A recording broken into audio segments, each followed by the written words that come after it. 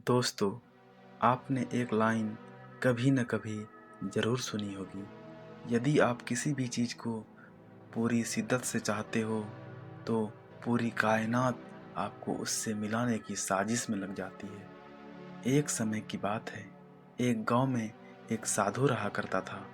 वह जब भी नाचता था, तभी बारिश होती थी।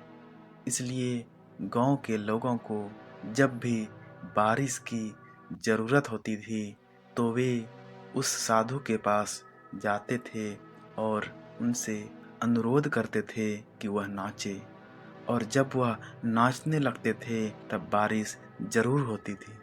कुछ दिनों बाद 4 लड़के शहर से वो गांव घूमने के लिए आया था।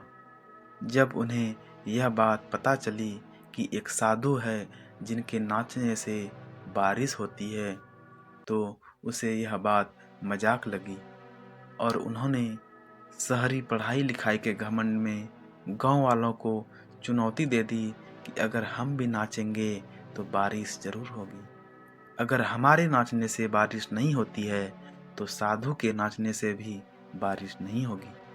अगले दिन सुबह सुबह गांव वाले उन चारों लड़कों को लेकर उन साधु के पास गया और साधु से सारी बातें बताई। फिर उन लड़कों ने नाचना शुरू किया।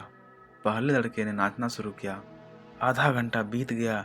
फिर पहला लड़का थक के बैठ गया, पर बादल नहीं दिखी।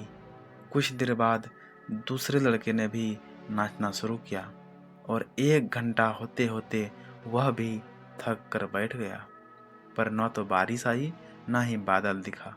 बाकी बचे दोनों लड़कों ने भी ऐसा ही किया, पर बारिश नहीं हुई।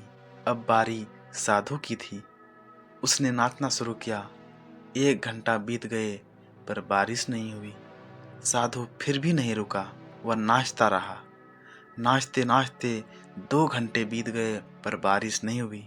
इसी तरह 4 घंटे बीत गए, पर बारिश नहीं हुई, ना ही बादल दिखे। लेकिन साधु तो रुकने का नाम ही नहीं ले रहे थे।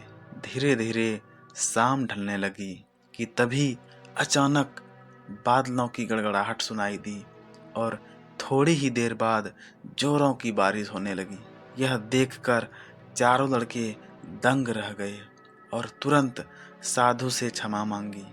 और फिर चारों लड़कों ने साधु से पूछा, बाबा, भला ऐसा क्यों कि हमारे नाचने से बारिश नहीं हुई और आपके नाचने से बारिश हो गई?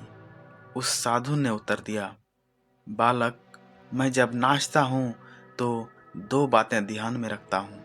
पहली बात तो मैं यह सोचता हूँ कि अगर मैं नाचूंगा तो बारिश को होना ही पड़ेगा, और दूसरी यह कि मैं तब तक नाचूंगा जब तक कि बारिश हो ना जाए। जीवन में भी सफलता पाने वाले हर इंसान में ये गुण जरूर विद्यमान रहते हैं।